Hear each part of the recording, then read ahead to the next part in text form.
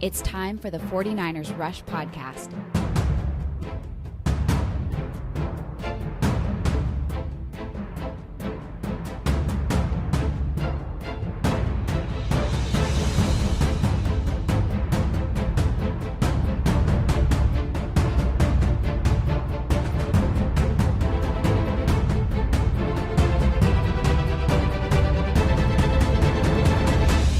And here's your host, John Chapman.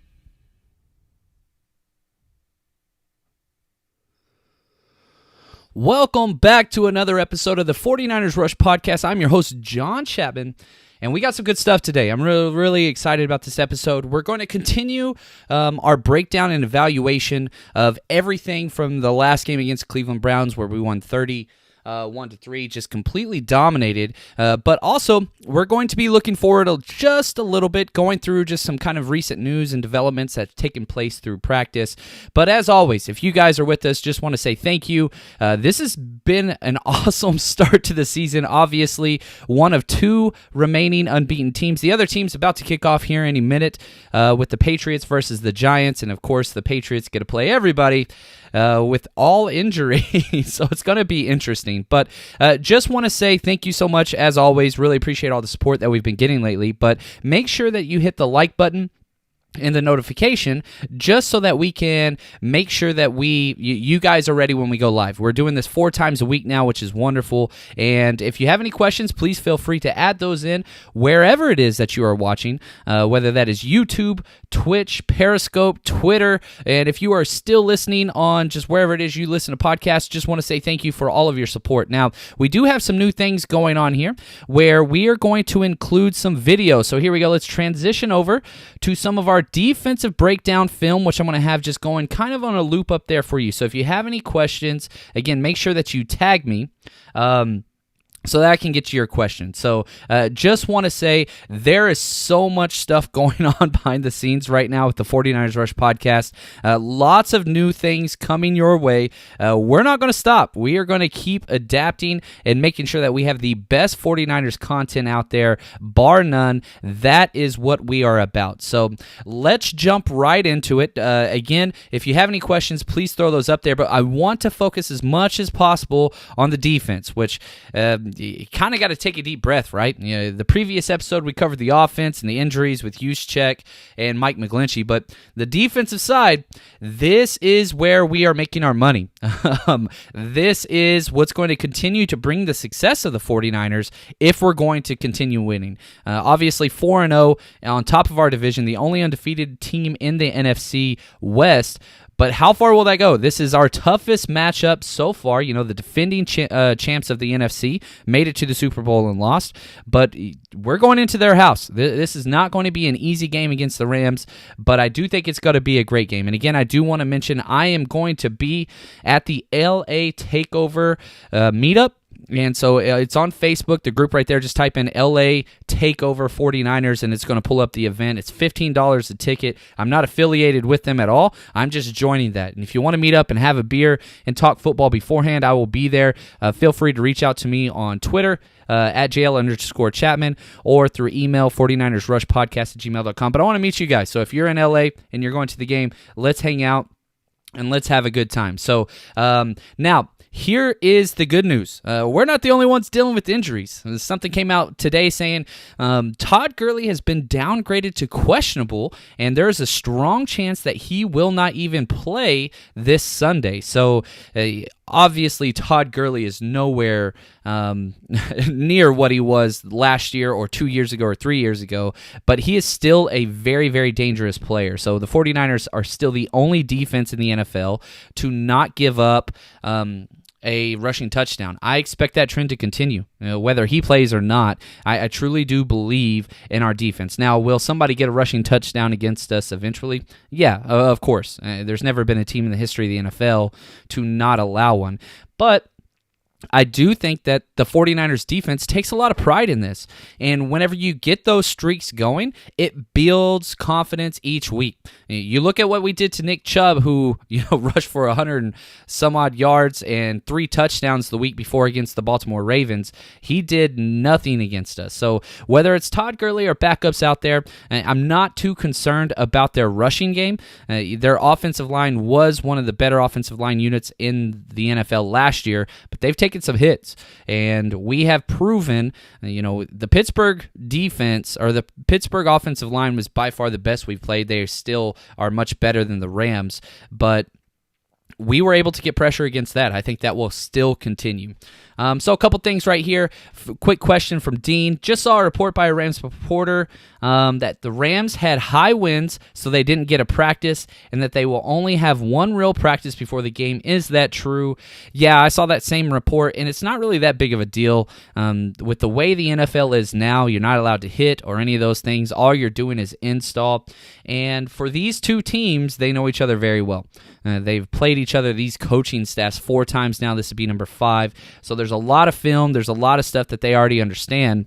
And you don't want to put too much emphasis on that. Obviously, you would prefer to practice, but at this point, your early week practice isn't that big of a deal. Thursday is probably the most important, which if they did miss today, that's a good thing, but Friday is kind of the dress rehearsal. I'm sure they did a bunch of film work and maybe even went over some stuff inside. But here we go. John, how do you feel about the Bloodhounds on the 49ers defensive line sniffing out Goff? Love the analogy. That is awesome. The 49ers are thirsty. From a defensive standpoint, you have to look at it. They've been disrespected. Every one of these people that were on this team, there's really only 3 new players. That's Nick Bosa, that's Quan Alexander, and that's Dee Ford. Everybody else has been here. All those guys have kind of experienced. You could throw in Drake Greenlaw as well. But the personnel grouping is the same from the past 2 years, really. Take out the rookies. These guys have heard over and over and over again, why can't you guys force turnovers? Why can't you get to the quarterback? How come everybody keeps putting up so many points on you? That takes a toll. And you can talk about the chip on the shoulder method, whatever it pisses you off.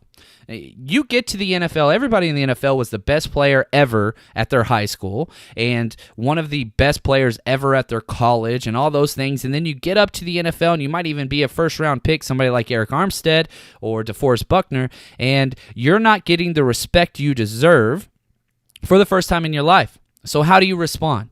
You kind of bury that stuff and you use that as fuel, tackling fuel, right? Thanks to Waterboy on that one. But now you're finally getting national media attention about how great you are and all those things. Going 4-0, shutting down the Browns offense. Now is the test. So you've prepared. You've done everything right. The coaching staff's got confidence. We're doing a lot of great things out there. How are you going to respond against one of the top offenses in the league? Even though the Rams have struggled, they're still a great offense with a lot of talent all over the place. Yeah, Todd Gurley might not play. Brandon Cook's still in concussion protocol, but they have 4 solid wide receivers out there, and they have drafted 2 young running backs to pair up with Todd Gurley. So they have injuries. We have injuries. Part of the NFL, but I'm telling you right now, I'm very excited to see how this defense is going to respond. Really, really excited. I do believe, worst case scenario, we are a top 3 defense in the NFL. I think you have to give it to the Patriots with what they've been able to do. Yeah, their competition has been awful, but they've been beyond consistent week in and week out. The Chicago Bears, we understand who they are, and then it's going to be us. I think we're all in kind of that conversation. Green Bay's trying to get up there. Minnesota's on the outside of that as well, but you've got to have San Francisco in the conversation. We haven't allowed anybody to score over 20 points. I've always said if you score 27 points in the NFL, you should win the game. But man, now we're to the point where it's if you score maybe 21, 24 points in the 49ers, you're going to win the game. Even if we give up 5 turnovers, we're still holding teams to very, very few points. So, real quick question about fantasy. Yes, I do run a fantasy football podcast and website, Eat Sleep Fantasy. We are the number 2 ranked fantasy football podcast on all of Apple iTunes. So it's a big big deal. I don't try to promote it a lot here. I don't know why. I probably should, but head over there, eatsleepfantasy.com. Just sign up with your email, and you can see all of the ranks. Yes, start Josh Gordon tonight. Start everybody against this terrible Giants defense. This is going to be a bloodbath tonight. Here we go. Next question. Do you think we need a number one wide receiver? Yes, I 100% think that we do. I don't think we have one on the roster right now. However, I'm not willing to trade a lot of assets, future assets, to get that. I do believe that this offense will stay very, very run heavy. That is kind of what's important to everything that's going on for the 49ers. So do I want A.J. Green? Yes. Do I want Emmanuel Sanders? Yes. Am I willing to give up draft capital to get those guys? No. I would prefer A.J. Green over Emmanuel Sanders. Yes, I know A.J.'s not healthy currently, but his top-tier talent is special. We've seen what Kyle Shanahan can do with a Julio Jones-esque, and I don't think we've really had anybody in the NFL that's as close to Julio Jones as A.J. Green. They came out of the draft class together, and they've both been exceptional. Just Green's had some injury problems, and I don't think that they're going, the Bengals are going to walk away from A.J. Green unless they can get a first in return, maybe a couple players, but the 49ers cannot do that right now. You look at the needs we have at tackle, that is far superior than wide receiver. So I care much more about that position. And again, if we trade a first or a third, we can't trade a second. We already did for Dee Ford, and that was a great trade, even though he's playing very limited snaps, which we'll talk about here in a second. It doesn't matter. You've got to address that offensive line position. So that first-round pick needs to go there for sure. Yeah, our receivers haven't stepped up, I agree, and especially Pettis. He's been abysmal. There we go. Everybody take a drink. But the problem is this. We're still winning. The offense is still fluent. Our number one wide receiver is Kittle, so constantly tell yourself that. When people say, you don't have a number one wide receiver, yeah, we do. George Kittle's our number one wide receiver. And so that's the way you got to see it. The targets for the wide receiver position are few and far between, and they just need to be manageable. Now, is that ideal? No, it's not. But again, you cannot trade all of your future assets with a young team like the 49ers. Is A.J. Green worth more than our next first-round pick? Maybe not, though. I personally would rather wait. I'm fine trading players and late-round picks. I'd be fine trading like a fourth and something to get A.J. Green, but I don't think that they would be interested in that. So, real quick, what do you think about the right tackle position going forward? It's going to be Brunskill, unless he proves us wrong. This is his tryout opportunity. If he goes out there and lays a giant egg, then you're going to see Sam Young, who's brought up. He's going to be activated. So he's going to dress. He was inactive last week. He's going to be active this week. He's going to be the swing tackle. So Brunskill's the guy. He can run block. He can do really well. We'll have to see how he does in pass protection. If he flunks this test or whatever you want to call it, Sam Young's going to get put in there, who's played a lot in the NFL. If that also goes poorly, then I think you add somebody. But very similar. I think we've already seen the playbook of this front office. Let's allow our guy to have confidence and give them the start, which we saw with Justin School. And if they perform, it's his job. He's earned it. However, if they don't perform, then you go out and get somebody else, which we have seen at the cornerback position, right? With Verrett, even though the injury was an issue, it didn't matter. Next question. Ooh, a draft question. I love the NFL draft, and if you guys are new to the 49ers Rush podcast, understand this. I got my start covering sports on the NFL draft. I have completed a 150-plus draft profile 7 years in a row now. I consider myself a little bit of a film guy, former coach, a little bit coaching background, and so I love to apply that to the draft. I love the draft, and we're going to have a lot of time in the offseason to talk about this. Would you draft Jerry Jeudy? Hell yeah. Every team in the NFL wants to draft that guy. I don't think that he will be available when we're picking. We will be picking in the 20s. I really do think that's what's going to happen. If he falls to us, yeah. Now the question is, what if there's a premier left tackle on the board and Jerry Jeudy? Now we're getting into a rough thing. I would personally rather prefer a left tackle. I love Joe Staley, the greatest offensive lineman in the history of the 49ers franchise. but we can't rely on him past a year or two. Yeah, he signed the 2-year extension. That's great. I think he will play next year. But I prefer much more what we see with the Philadelphia Eagles and how they just stockpile tackles and guards. And you just stockpile them. If people go down, you're okay, and you kind of move forward. So, but yeah, if Brunskill lays an egg, we have to trade for Trent Williams. No way in hell. No way in hell. I said this last episode. The Redskins will not trade Kyle Shanahan anything. They despise him. They despise his father. They're not on speaking terms. There is no way that they are going to benefit Kyle Shanahan in any way.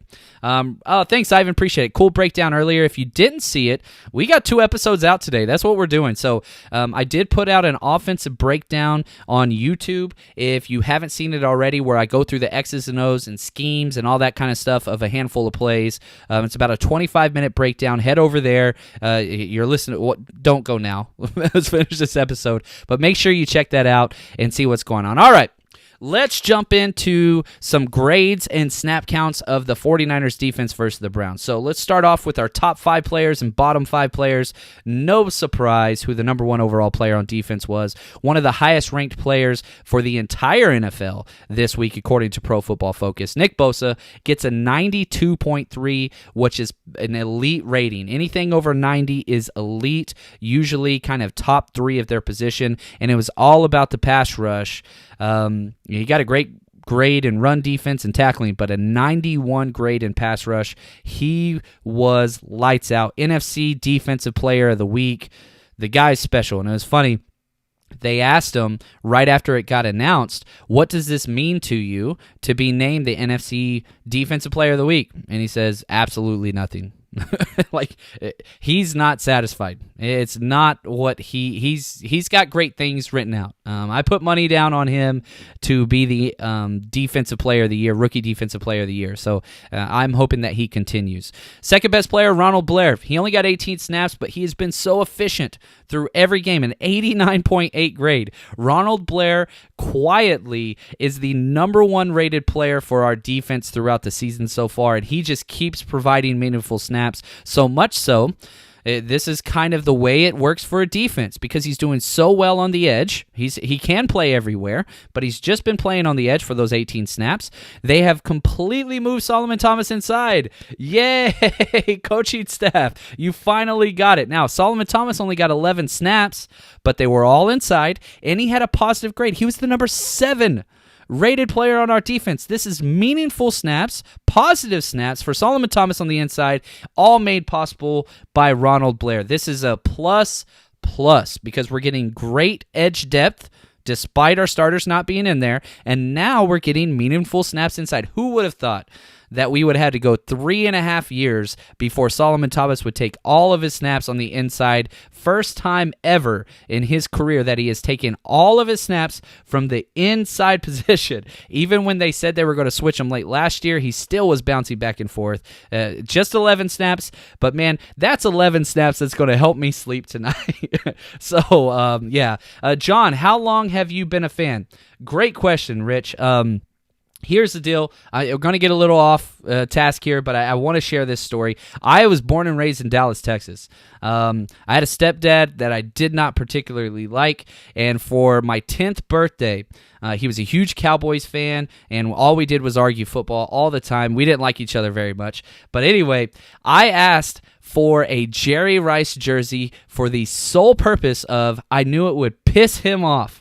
He refused to buy it, and me being the little punk that I am, I went and complained to my mom and said, can you believe that stepdad, I don't want to throw his name out there, won't even get me what I want for my birthday, my 10th birthday. All I want's a Jerry Rice jersey. Now, I should go grab it, but I still have this jersey from 10 years old. Diehard fan since. The first thing that I see in my closet every single morning is that exact same Jerry Rice jersey. It sure as hell doesn't fit me anymore. But I've been a diehard fan ever since. Wrote letters to Jerry Rice that next year, just thanking him and explaining the story, sent me back an autograph, and I've just followed the 49ers ever since. So ever since I was 10 years old, that has kind of been the case with me and the 49ers. Huge fan. All my family's huge fans. We're going to the game this week. Excited about that. But anyway, fun trip down memory lane right there. Thanks for asking that, man. Now, number 3 player in For the defense, Quan Williams.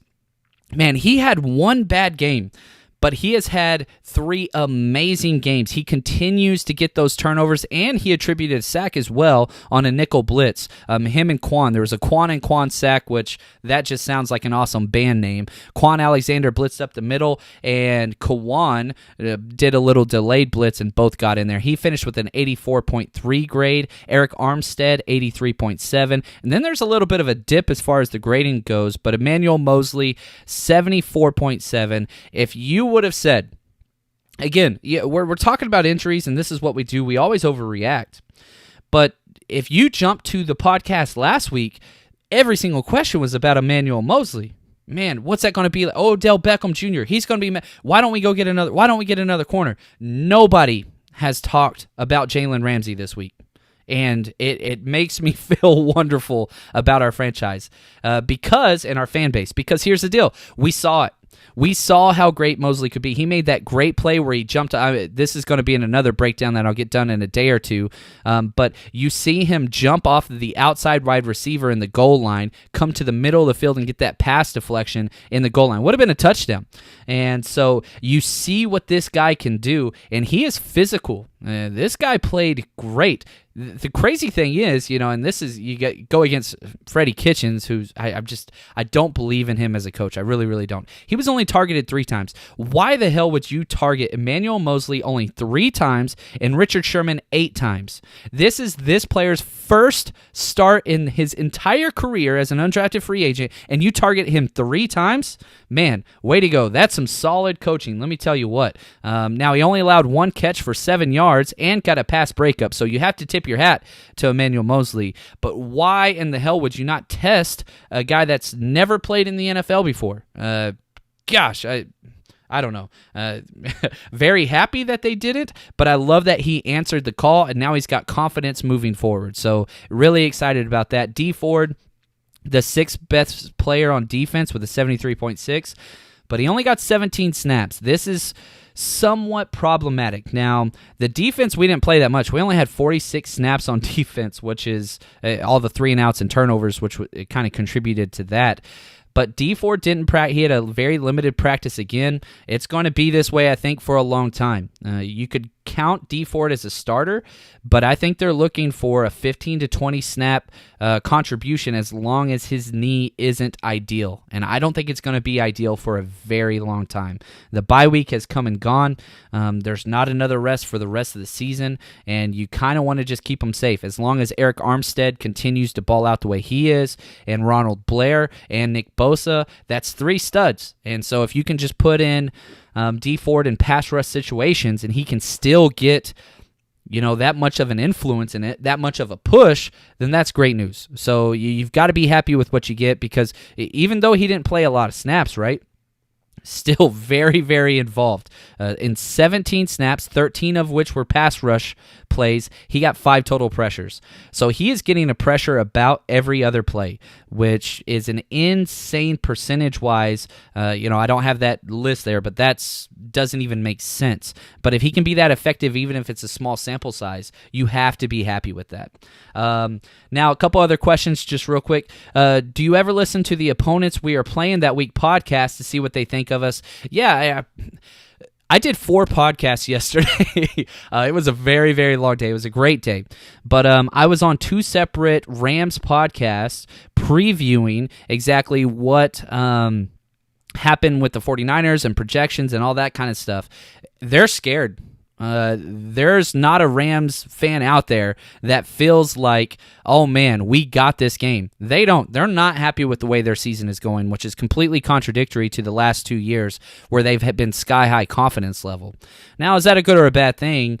Maybe a little bit of both, because they're not overlooking the 49ers. That's not going to happen again for the rest of the year, because we have a lot of attention now. Everybody's cared about the disrespect and national media disrespecting us. That's over. We are respected, especially in a football mindset. If you want to know what my favorite podcast is, that's not a Niners for podcast. I listen to all of them. It's Move the Sticks with Daniel Jeremiah and Bookie Brooks, who are probably 2 of the best talent evaluators. You see them both on NFL Network. But here's the thing that this morning, what they said. Daniel Jeremiah, who I look up to a lot, I love what he does. He said, I talked to these coaches and all this stuff about, okay, are there any future coaches you're looking for, future head coaches, play callers, whatever?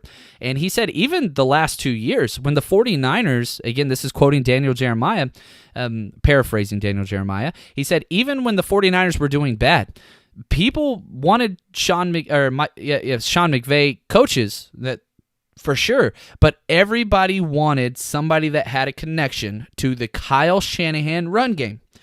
And everybody watches what Kyle Shanahan does pre-snap. He even said he's the best pre-snap coach out there, and you can talk about Andy Reid, you can talk about McVay, you can talk about Reich, you can talk about Josh McDaniels, all those guys. That's great. Everybody mentions Kyle Shanahan's name first as the cutting edge kind of, we want what he is doing. They studied the plays last year, the year before, even whenever things weren't going well, just because it's so different. He's so unique. So just something to keep in mind. The Rams in the NFL, they understand that we are a special group. And the fact that we lost, we lost Joe Staley and we didn't skip a beat in the run game, that should tell you something. And it's a testament to Justin School as much as it is a testament to Kyle Shanahan and what they're doing. Because if you look at our running backs, there's not a huge pedigree back there. Undrafted free agent Matt Breida. You've got Tevin Coleman, who I think went in the 3rd round. You've got Mostert, who's another undrafted guy. Yeah, you got Jerick McKinnon back there, but again, I don't want to get into that. He's never... Anyway, I'm done with that one. But the Rams are not excited. What the Rams are scared of is their offensive line versus our defensive line, and you could copy and paste that for every single game for the entire rest of the year, because this front 7 is special. And Quan Alexander is a special player that has brought a different type of mentality to this team, because he has been able to bring energy and passion to this defense. I love Fred Warner. He's one of my favorite 49ers. He had a very, very bad game, but he was able to keep things in front of him, and he's not an energetic guy. He didn't make a couple plays, but he ranked the 3rd worst player on our defense, which you could talk about. Our defense graded very, very well, so to say 3rd worst player is not that big of a deal. Anyway, long story short, let's see here. Let's jump into our bottom 5 players. We have DJ Jones rated worst, 43.1. He played not well at all, and also Sheldon Day as well. I really don't think that either one of Sheldon Day or DJ Jones are playing well. I really want somebody on the interior to step up. There's not a lot of problems with our secondary. We're not too worried about our safeties. Tart had a great game. It's going to be weird to say this. Jimmy Ward, who ranked as the 6th worst player on our defense, had a 64.7, which is solid starter level, which is all we need from the free safety position. You got to be happy with that. He made more plays this week than he has probably in a full season combined. But that anchor of the defense is rough. Yeah, we have DeForest Buckner, but we need somebody beside him to step up. And dare I say it, are you ready for this? I want Solomon Thomas to start. I want John Chapman wants Solomon Thomas to start at the defensive interior position. I want to see it. Give the people what they want. DJ Jones and Sheldon Day, they got to limit their snaps. They are not playing very well. Dre Greenlaw had a 49.2 grade. Fred Warner, 50.4. And DeForest Buckner, 58.9, which is not a bad grade. That is close to starter quality, but he had a couple missed tackles, and he did get blown off the line a few times, which is unlike him, but he was double teamed on every play, which we see it's going to be that way for his entire career. He was playing a little high, and the leverage underneath him happened a couple times to where the big run right up the middle out of the half was him and Sheldon Day. They both got beat very, very badly and gave up a huge run. One of the only positive runs of the game, really. So that's what we got from the top and the bottom. And I'm going to get to a lot more questions, but I wanted to take a second and talk about my bookie, because there's some interesting bets, season-long bets with your 49ers that I want to talk about. Now, Real quick, the NFC West division to win. So if you go to mybookie.ag, use promo code 49ers, they're going to double your initial deposit. And MyBookie is a super safe site because if you bet and you win, you get paid. Easy to get money in, easy to get money out. It's a wonderful site. You can literally choose what you want to bet on, and they have so much stuff out there. But I want to highlight something that they have that's very special, and I don't think that it's the right odds. I think that we take advantage of this. So right now, the odds to win the NFC West division, just the West, the Rams are the most favored team, which is crazy. They're at plus 140. The 49ers are right behind them, plus 160. So, and the Seahawks are at plus 225. I really do love this bet for the 49ers. I did make this bet before the season and got much better odds, but the odds adjust every single week. Now, here's what's so funny to me about this. If you click on NFC Championship, okay, who's going to make it win the NFC Championship? The 49ers have the second best odds. So we have better odds to make the NFC Championship than we do to win our own division. The Rams are at plus 925, whereas the 49ers are at plus 575. So there's definitely some incongruent things there because we have way better odds to win the NFC Championship than we do for winning the division. So it's very curious to see what's happening there, but both of those are great odds, and if we want to dream real big, why not? Let's play this game. The odds of the 49ers to win the Super Bowl is plus 1,300. If you bet this before the season, I got plus 4,500. So the odds have kind of cut by almost, it's down 25 to 25% what the original bet was. So you can just kind of see we're slowly creeping up there. We are currently tied for the fifth best odds. The only teams ahead of us for chances to win the Super Bowl are Patriots, Chiefs, Saints, Packers, and then we're tied with the Cowboys, Eagles, and then the Rams are way behind us, and the Seahawks are behind us as well. So Vegas seems to like the 49ers. Again, you should definitely take a look at this and just play around. If you head over to mybookie.ag and you're scared to kind of start putting money into that, and that's not your thing, you can do paper money bets for free just to check it out and see how you do it. It tracks it, how much you would have won. You can bet like $5 paper money, which is free, and it shows you what the odds pay out and all that stuff, so you know what you're getting into before you do it. Huge fan with mybookie.ag. They are wonderful. Now, a couple other things before I jump off. There are a lot of questions on here that I want to get through, which is great. Really enjoy you guys jumping on here, and here we go. Let's just jump into this. All right, next question we have here. Since you live in SoCal, do people care about the Rams down there, considering they've only been in LA for 3 years? So here's the deal. I'm a high school teacher. I teach juniors and seniors at the high school level. So yeah, kids are bandwagon fans. The majority of the fans are either Patriots or Rams fans. I cannot find a Chargers fan out here to save my life, which is sad. I love that organization personally. But yeah, they do care about the Rams, but it's the teenagers, right? There's a large portion of Raiders fans, but most of the adults, they're much more into college. You know, I'm sporting my Longhorn shirt this week for the Red River rivalry. Goodness, that's a fun one to say. But yeah, college is much big deal. You know, I live in Pasadena. I'm about a mile away from the Rose Bowl, and so we'll head down to some Saturday games just to watch football. But yeah, USC is kind of the big deal around here, and then the Rams. I would say those are the two. Let's see here. He said, asking what year it was. I was born in 82. Let's date me. So that would have been the 1991 season going into 1992 when I asked for my Jerry Rice jersey. And I kind of had a proud dad moment last week. It was homecoming. My son plays varsity sports here in Pasadena football, and they got to pick whatever jersey they wanted to wear. He's a lot smaller than me. He wore my old Jerry Rice jersey that I got whenever I was 10. He plays corner, so he's a lot skinnier, and he sported that bad boy. I was like totally tearing up, man, just like, oh, it's so great. Anyway, let's see here. Should we rename the franchise to the San Francisco 4 to 6 Weekers? Oh, that hurts. That is very creative, but I don't like reading it. And I've got to say this about injuries, okay? I had a note in here that I wanted to talk about.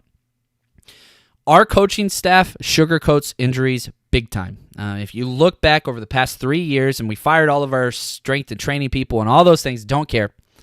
When Kyle Shanahan gives you a timetable, put it in parentheses or quotation marks, because that doesn't mean anything. It really, really doesn't. We've seen the same thing with Trent Taylor. We've seen the same thing with Jalen Hurd, which is a little bit of a weird one. I don't want to hold that against anybody. We saw the same thing with McKinnon, which I don't really want to talk about that one too much. We saw the same thing with Dee Ford, which we're still seeing as a major issue. I hate whenever they say it's not that big a deal, we expect them back. I hate that crap.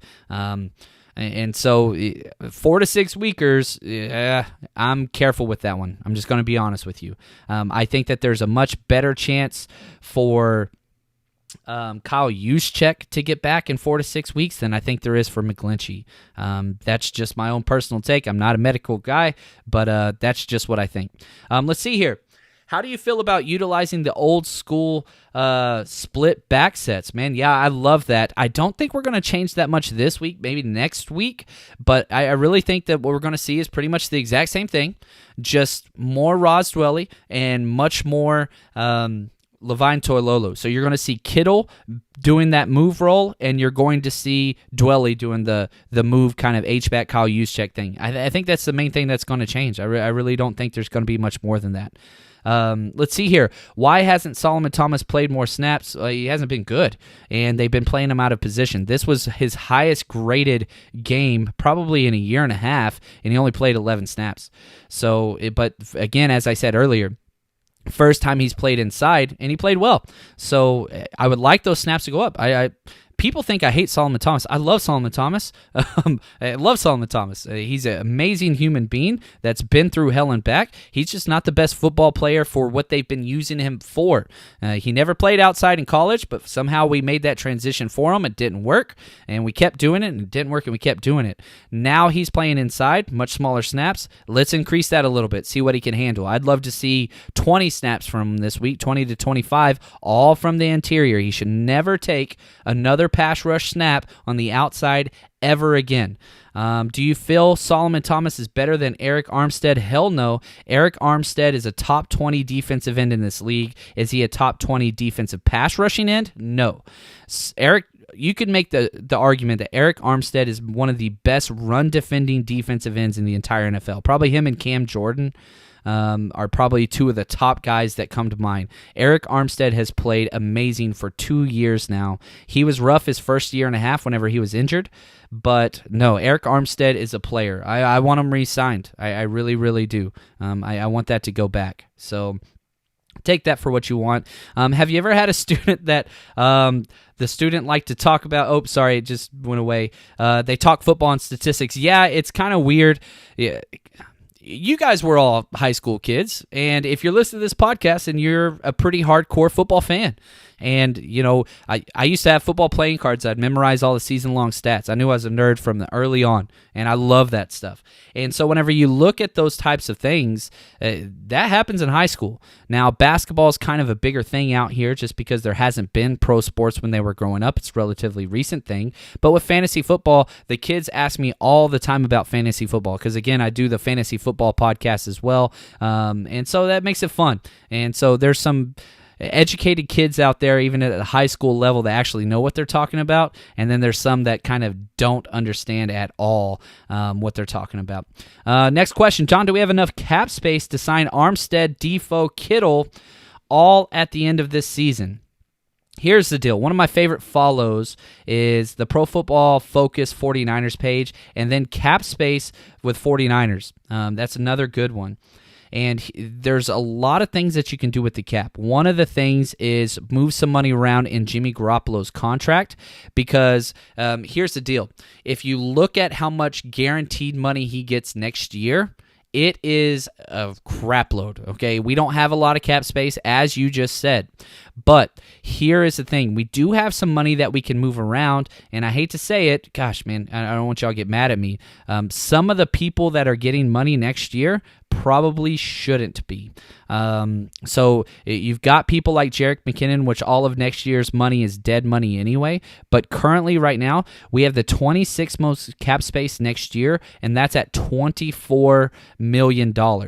Now, if we look at the people that are costing the most money, Jimmy Garoppolo is going to cost 26.6. You can move some of that money back. Dee Ford 16, Quan Alexander 13, Buckner 12, Joe Staley 11, Sherman 10, as Solomon Thomas is getting $9 million next year. Now, if we break down Solomon Thomas's contract a little more, I'm doing this kind of on the fly here, but here's the deal. If we cut or trade Solomon Thomas, we will save $4.3 million next year alone. That is a lot of money.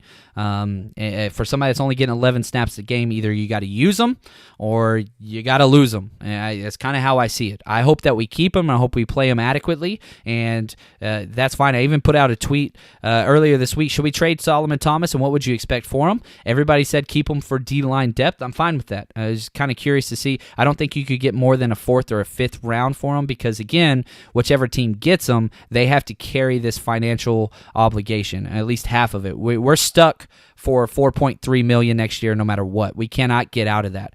But the other $4 million we can get back. So there's always a way to kind of maneuver around the cap. And again, in the case of Kittle and Buckner, they still have a year left. So you can jump into the extension category instead of just straight up money, and you can spread that out throughout the next years. But obviously, DeForest, Buckner, and Kittle are the number one guaranteed priorities. You have to sign both of those guys, and then Armstead would be a way down. I hope that we keep him, but it's kind of what it's going to be. Jerick McKinnon, cut or reworked? I don't think that you're going to do either, which is going to piss a lot of people off, but just hold on just a second. Let's talk about this, because here's the deal. He's not getting that much money, and it's all already guaranteed, okay? So, hold on just a second. Let me break this down. I'm opening this up right now. In the year 2021, okay, he is guaranteed, let's see here where we're at. He's guaranteed $2 million. We're not getting out of that. 2020, he's getting $2 million. If we cut him today, he's getting $2 million. If he goes all the way through training camp and we cut him before 6/1, he's getting $2 million. So there's no sense in cutting him now. He's not taking a roster spot. We're not saving money or any of those things. Now, if we choose to keep him on the roster, he's going to cost an additional, on top of that $2 million, $6.8 million. So that's a huge cap burden at that time. He's going to have to be unbelievable, but I don't think it's going to happen. I really, really don't. So he will probably end up being released, but he's not going to save us any money because he's only on that right now for $2 million. So that's going to happen. He's going to be a cap casualty. He will never have played one snap for the 49ers, which is sad. But yeah, so Jet will be cut, maybe reworked, but with these three guys, I would prefer all three of them over Jerick McKinnon personally. Man, it's crazy times. We've come a ways for sure to get to this point. But anyway, hopefully you guys have enjoyed this episode. It's been a lot of fun. Make sure, lots of things. Oh, I forgot to mention, Niners Rush. We've had 2 episodes published, or articles published in the last 2 days.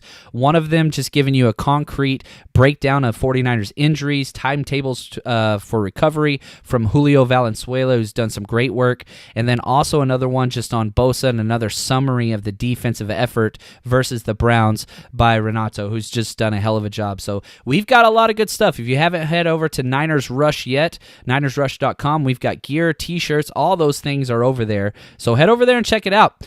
But until then, guys, we will be back with a scouting report episode in the next day or two. So stay tuned. We've got a lot more stuff coming your way. And as always, please hit that like button. That's probably the best way to help us out from analytics and metrics that are used for the algorithms wherever you're listening. So really do appreciate it. And stay strong, faithful.